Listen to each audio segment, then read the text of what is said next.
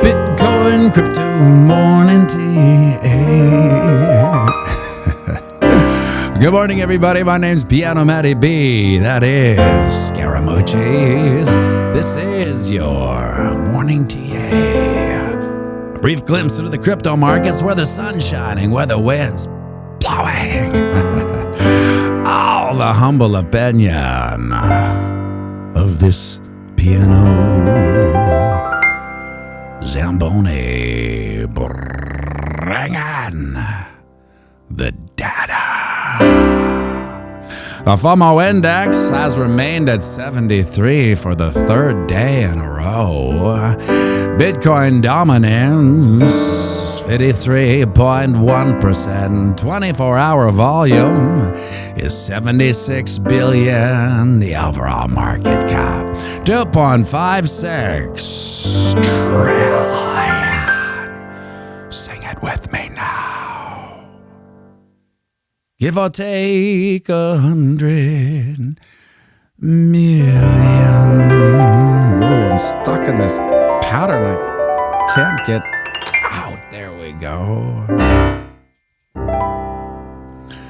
Yes, another day of non-movement in the Bitcoin market. So if you were to go back to post-World War II and the Nuremberg trials, if you ask the general population, and there has been studies on this, there is data backing this up, the majority of the population post-World War II would, when asked about the Nuremberg trials, what do you want to see? What do you want to see happen? Who do you want to go to jail? Who do you want to be hung?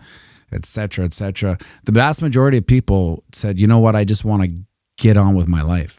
You know, I don't, as much as I care or don't care, I just want, I want to buy a house. I want my kids to have a normal life. They just wanted life to go back to normal. And I feel like with the Kabuki theater and the shaming of Fauci, although it's long overdue, I still think the majority of people are just like, yeah, it's nice to see him squirm. It's nice to see maybe retribution or consequences, whatever those may be, which is probably nothing, but we'll get into that later too.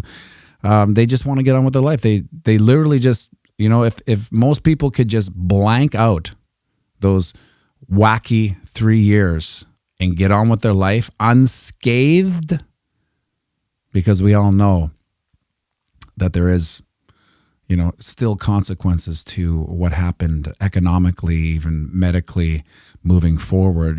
Just the thing about what fascinates me about Bitcoin and the orange pill is that you can't help but gain immense economic knowledge and history.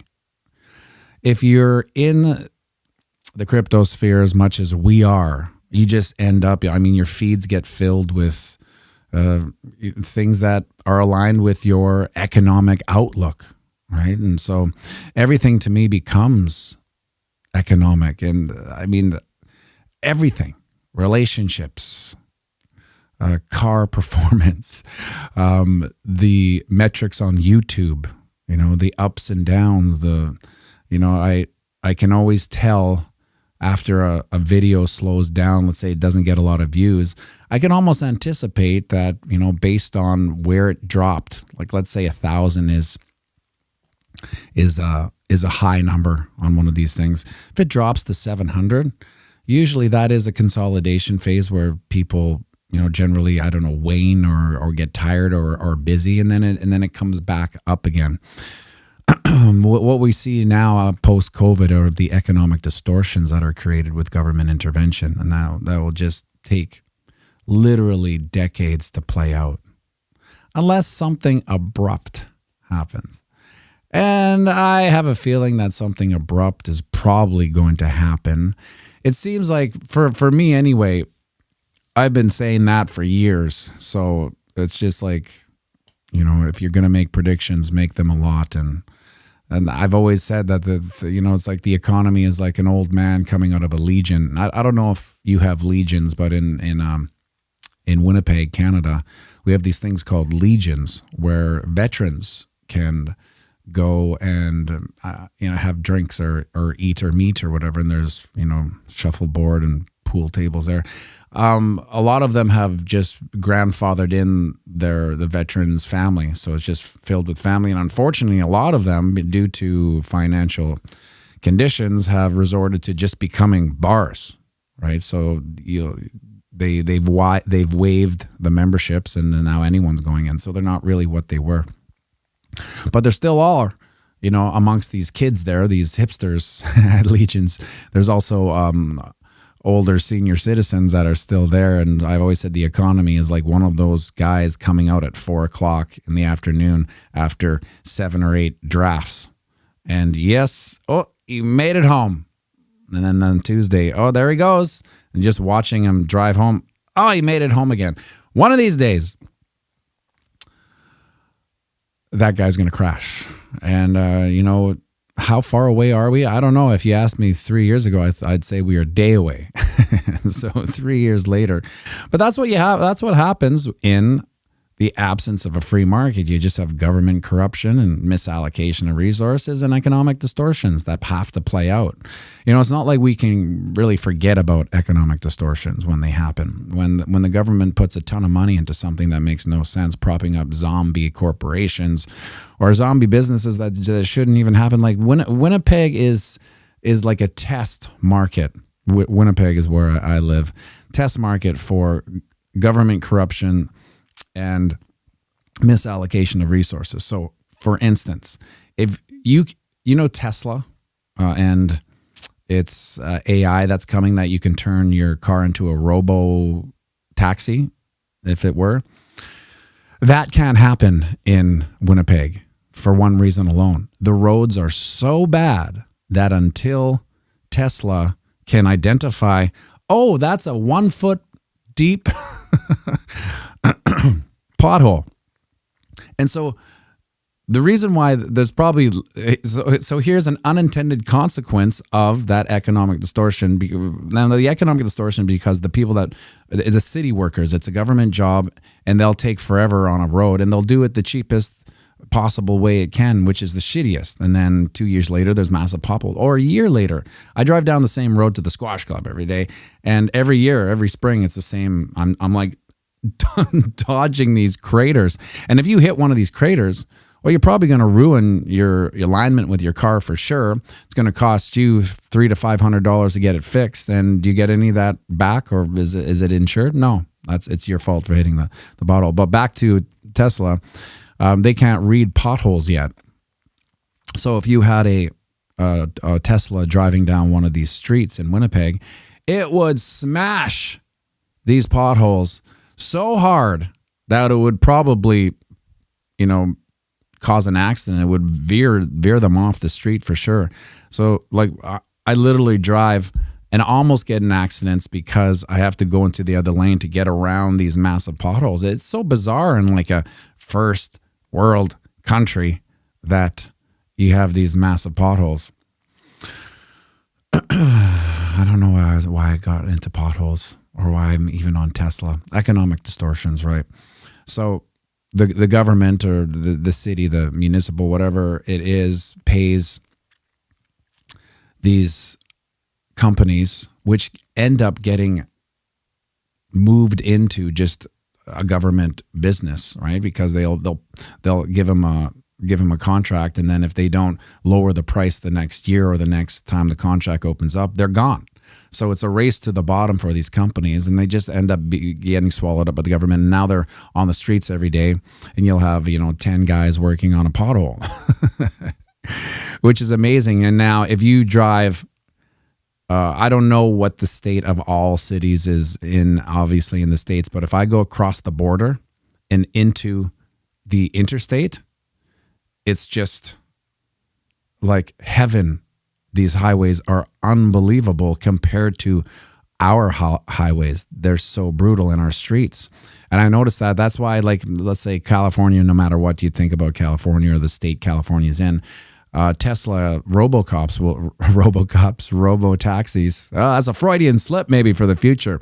They can drive down there unscathed, beautiful roads. They can't do that in Winnipeg. So until the streets are fixed here, which they never will because they just put Band-Aids on. So all those potholes I'm talking about, they just fill it up with sand, put a little tar on it, zhunk, And that's it. That's what they consider fixed. Unbelievable. Below sea level, we have horrific potholes in Puerto Rico too. Tuning in from Puerto Rico, what time is it in below sea level? We're currently streaming on Twitter and Rumble. So if you don't have a Rumble account, maybe go grab one. Give some love and a like and maybe a comment. So Suchak, I saw you doing all the commenting yesterday. Thank you very much. But it'd be nice to get a foothold in Rumble. Who knows? Who knows? Maybe Rumble is the key to this channel breakout. You never know. I feel like it's been somewhat suppressed in YouTube. It's grown. It's grown by community. I feel like the people that tune in every day, we've gotten stronger. However, I feel like because the social sentiment in the crypto sphere is so low that it's just us. It's just us. And I never would have thought that at all-time highs, 69.3, basically, forget about the 73 retail wick we hit. East Coast time mostly, I got you. So it's an hour ahead below sea level. Bobby Freeman wasn't going to get Rumble, but now I think I will. Yeah, you might as well. I mean, I feel that we're at, someone just subscribed, Jape7288. Thank you, Jape7288. It'd be nice to go there. I don't know what the monetary equivalent is, but at this point it's negligible for YouTube for a channel like this, but it would be nice. I saw a couple days ago, like some of the streamers on Rumble are getting like 200,000 viewers for a stream. Now, in any industry, there's a feast and famine. And so the top streamers in Rumble are getting 200,000. And that's crazy. Like that would be the legacy Tard-Fi cable system. They got 200,000 when they're watching that. They'd probably be amazed now. They're circling the drain. They'll probably not exist. I know, like for Duke, he has no clue that there's cable or that there's news or that there's anything like that, and he never will, because by the time his mind starts going back, he'll realize that, holy smokes, people had cable and people watched TV when the program came on. And if you missed it, that was it. Yeah, E-Money. That was Bongino, yeah. But they had a list of, thank you, Alexandra, Top J, coming in with the Rumble address. Misco, I'll find my Rumble account and start watching there. It'd be interesting to see, because I feel like, speaking of free market capitalism, they are incentivized to rally their business. For every action, there's an equal reaction. And so for the censorship on this platform, they're going the other way. Oh, you don't like that? Well, come here. We have absolutely free. And nothing would make me happier if the reach of this channel, which is still small, it's a very small channel, was on Rumble, because the videos would be very different. I feel like, intellectually, we're neutered here in order to provide this, community guidelines thing. I get it. I get it. At the same time, I want free market. This platform can essentially do whatever they want, and that's fine. But in a true free market, an entrepreneur will come along and say, you don't like that? Well, come here. I got you covered here. And I feel like that's how it would happen. Getting a little pump here, 69.2. Inner Face. Duke is amazing. Good job, Dad. I never learned piano, but it's so impressive to see you two together. Well, I always knew this was one of my theories on piano. The reason why I have a video, maybe I'll show them later, of Duke like at 6 months old playing the piano, and he's just right. But the reaction of pressing and getting a sound and then deciphering the sound, I think it changes your mind, and it takes a kid from 2D, right? Like they're 1D, they're the person deciphering the information, and then the second dimension is just whatever that is. Let's call it a screen. Most kids are 2D, depending on a screen. But when a child plays piano, they become 4D, because they're playing. This is a number. This is a frequency that has a number, and it's different than that number. And so that number now exists in space over time. That's a 3-dimensional scenario, and he's the 4th dimension. So now he was forever changed after that. And if you were to see him with other kids, it's actually quite funny because there's a major difference. And I always ask when I see a kid who is kind of like that, I always ask, does your son or daughter play piano? And they're like, oh yes, they do. And like, I knew it. And it's just it's a funny thing. That's why I say to everyone, all my friends, when they're having kids, make sure you teach them piano. And a lot of the hard part about piano is that it's not fun at first because it's so hard, right? It's a million things happening at once. It's a percussive instrument. So it's really like playing a melodic drummer, being a melodic drummer. So the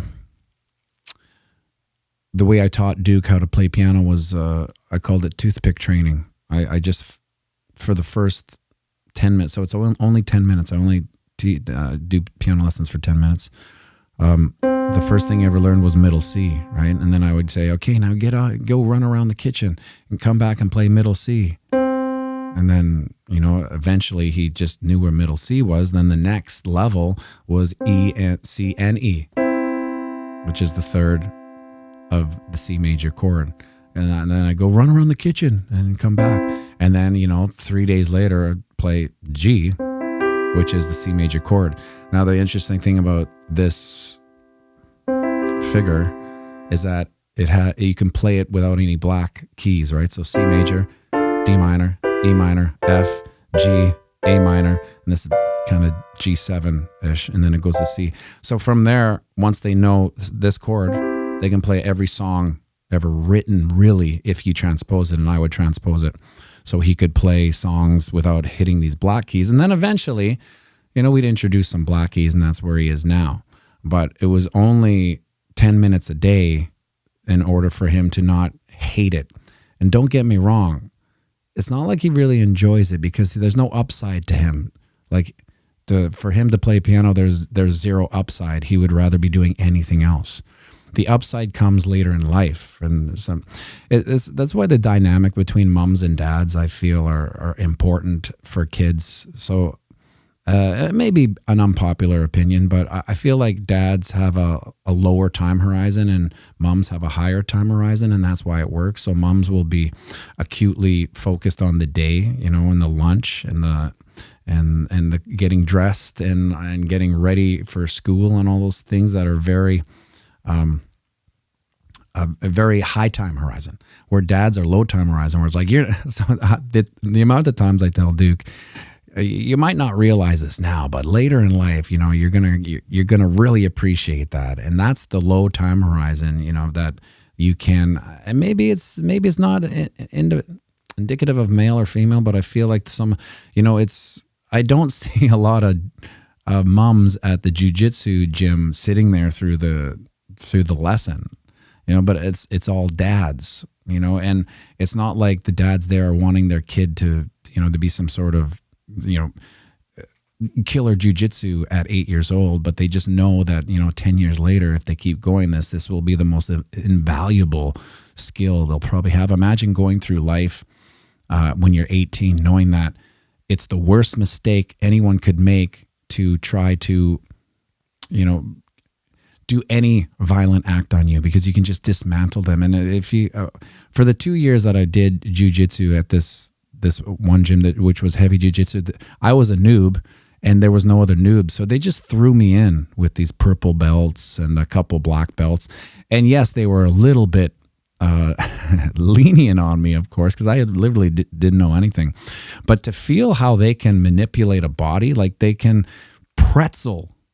So, and then there's a lot of there's another Rumble following, P Janish Channel 1. Thank you for following over on Rumble. I'm 6'2". They were like, this is an Asian guy, like about 5'6", 130, 40 pounds.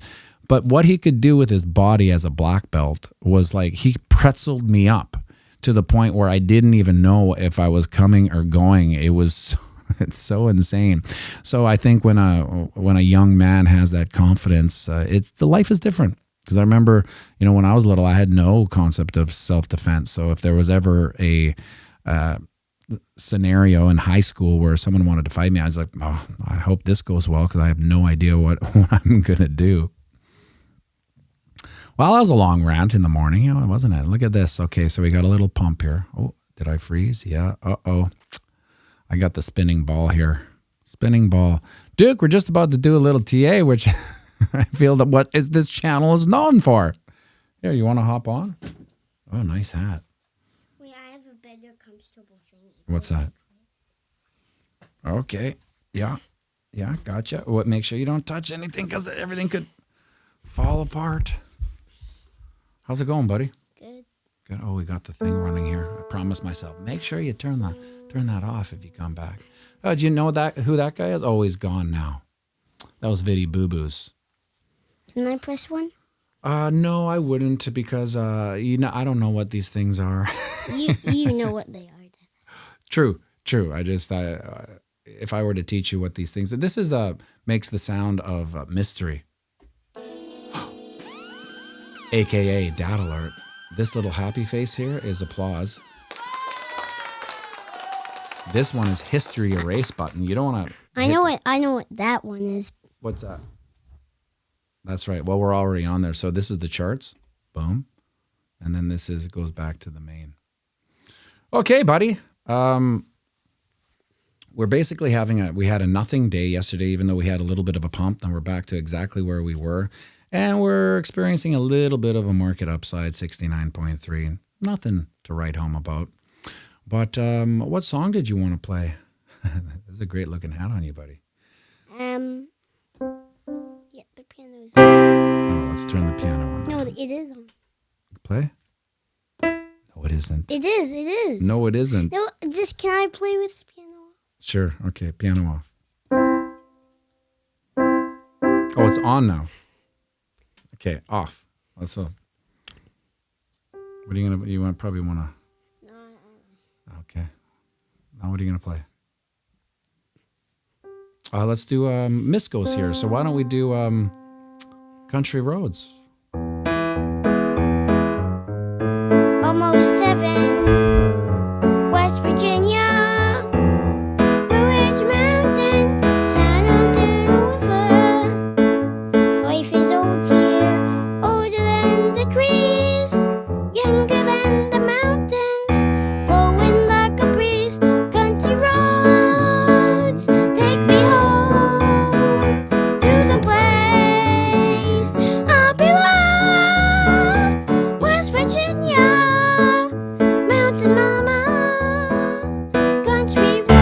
Pumping the market.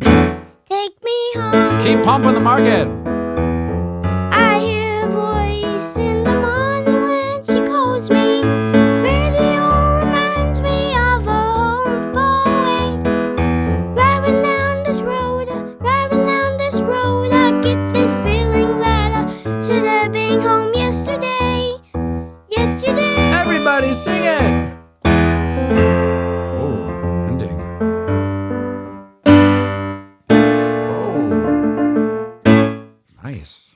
Hey, Dad, can I do the song I love to play? Sure. I need to. Can you tell everyone why you like the song so they know why you're playing it? So, wait, did you know, guys, I have a YouTube channel? That's right, you do. So make sure this... What's it called? Infinity Duke. Nice name. I play piano in that YouTube channel. That's right, yeah. And this is one of the songs I played. It's from Roblox, the game I love to play. Okay. And it's called Friday Game. It goes like this. Wait.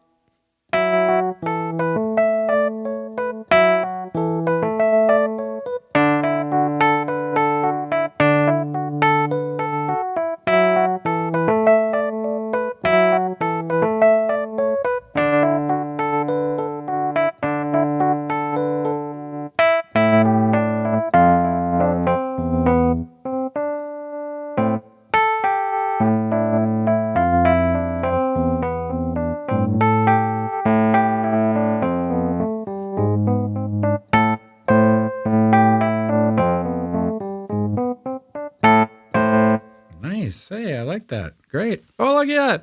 Kenny Carnell's gonna. I'm Michael Jackson. Gonna subscribe. All right, buddy. That's great. Why don't you sing us out? I'm Michael Jackson. You pump the. We're playing the same game as our acrobatical act to the lift. That's why the so long game. So zoom out and have a fantastic day. Around the banks of boom to space. Bitcoin, crypto, money, play piano without pants. Hey, look at that. Alexandra Top G. Just put your link to Infinity Duke. Nice. Look, Memory Man sub to you. You're getting some subs here. Kenny did subscribe. All right. Well, now, Duke, you have a I'm responsibility. going to get a lot of subscribers. But now you have a responsibility to the subscribers to keep content coming. You can't just, once every. Dada, you have one dislike. Oh, jeez. Wouldn't you know? There's Who always did that? someone. Who did that? I don't know. We'll find out, won't we, Duke Duck? All right. Look, you also pumped the market. It was 69.2. It went up to 69.4. And now it's back to 69.3. There's 91 likes and just one. 91 likes, 91 one dislike. You're always going to get some. You got 36 on Twitter. Seems like the Twitter seems to be picking up a bit, which maybe that was a good idea to get back on Twitter. I kept it. I kept off Twitter. Okay, buddy. Nice. Perfect. Michael Jackson. Well, there you have it, folks. Hopefully today we get some movement. We can do a little TA because, of course, technical analysis is a reaction to movement. When there's no movement, there's no TA. I know some people come on here and they say, "Hey, what no TA?" And I mean, I could do some TA on things that are really reaching, right? But I'd rather provide more value with TA that actually has a history rather than just like trying. Because I was looking at the charts today, I was like trying. Oh, I guess that's a bull flag, stuff like that. But we really need to get out of this range here. Even if we were to get up here, this is essentially where we need to be, or else I don't know. Nothing makes sense. What is that? That is 71.2. Yeah, until 71.2. Like, listen, we could even have a big day here. If we get rejected by 71.2, we could probably come back all the way down to our channel support. I think that's 68 or something. What is that? 67.1. So 67.1 and 71.2 is really, that's a tight range when it comes to, the macro Bitcoin. It's not a big deal. So until we're out of here, this is where the next leg up continues, 71.2. Up until then, we're just going to range. However, I'd like to point out that this is lower highs, right? Boom, boom. No, that's a brutal retail wick. Here's a wick. And I said yesterday we had to close above, what is it, 69.4? What did we close at? We needed to close 69.5, so 69. It's close, but I think when we close around the movement of 69.4, which I said we need a candle close here at 69.4. The reason why I say that is because we're dealing with bots here, right? So they're going to react to market signals, and that was a market signal that there was bullish momentum. So if we closed above that, I don't think we closed enough above that, especially with this big retail. See, so had we closed here at 69.4, it would have made a bigger difference than closing at 69.4 after this wick, because basically that is a signal that the bears came in and pushed it down. So you're not going to get these algorithmic bots putting their if then that's in, and that's all we're doing right now. The days of human traders on the floor, buy, sell, buy, those days are gone. You're basically reacting to the signals that the bots are reacting to. That's why closing 69.4 was a bullish metric. However, it was negated by the wick. The wick, we went all the way up to 70.2, which is bullish, but then when you get pushed all the way back down to where we basically said 69.5, yes, it was above 69.4, but it's around that area we needed to do. And because we didn't get that, and because we also had the bearish signal from the wick, we're going to have downward pressure. This is just bots. This is just bots going, oh, okay, yeah, well, that's the bearish signal. Boom, sell, put in the sell. They're not massive shorts. They're not like Hail Mary shorts. They're just, probably my knees and elbow trades at these things. These bots go in and out, right? They're not swing traders. They're like 5-minute currency trade, 5-minute chart currency traders. And that's all they're going to do. Jimmy Coco, 69K channel is the new 19K channel. Let's hope the next channel is 3.5X. Yeah, no doubt this is the new channel. I mean, things could be worse. We could be below 67. People don't like being below 67K. But let's take a look at the ding dong here. Yeah, you can see here, what is this? This is 73. So our resistance, if we get above 71.2 on the 4-hour chart, we still have 73.2 as some headwinds on the ding dong.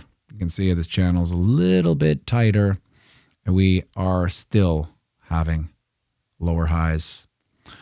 And this wick is really represented by the wick here. That's pretty bearish. That's basically they made a run for it, and R. Cowens 14 started following you on Rumble. Thank you, R. Cowens.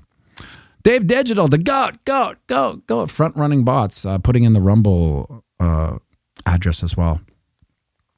Misco, front running bots. Yeah, it's all we're really doing here in these down markets or these sideways crab markets. We're just battling bots until these big moves. So let's see what the market says. Will it give us some bullish? Here we on the weekly. This is crazy. We've had this bar in here forever. Look how price action. Like, I forget that these bars aren't universal. I forget that we put this in based on historic levels and volume, and look how it kind of maintains it. And we nothing but pushback from this level. You can see these wicks, these lower high wicks. They're getting lower and lower. So will we see an inversion right about here to the upside? Well, look at where we put this in. This line probably goes to about 94K. This one. This is this bull flag breakout. We kind of broke out when we said we needed to, so we'll follow that one. Hopefully that happens. I'd like to thank everyone for tuning in today on a Tuesday with nothing happening. Appreciate hanging out, having the coffee cup enjoyed around the world. I saw somebody trying to quit coffee. I've tried a couple times, actually. It didn't fare well. I feel like my life has so very little upsides when it comes to things that give you a little of excitement besides, being a dad, playing piano and playing squash. The coffee is like, I know. I mean, I enjoy it. It's one of those things, like it's a perk. So to take it off, it's like, well, what do I got now? What do I got? So I end up always like a couple days, then I come back and I'm back on it. So probably 2 or 3 cups a day. To me, it's like, 1 cup of coffee is like back when I was drinking beers. It's like 1 beer. Why am I going to have 1 beer? I got to have 6 minimum. So when I have a coffee, it's like, what am I going to have? 1 cup of coffee? No, it's insanity. I'm going to have 3. Wick's wife, I'm with you. Pianomattyb coffee is one of the best perks of the day. Yeah, it takes a lot of effort for me to stop drinking. I drink coffee all day. Why not?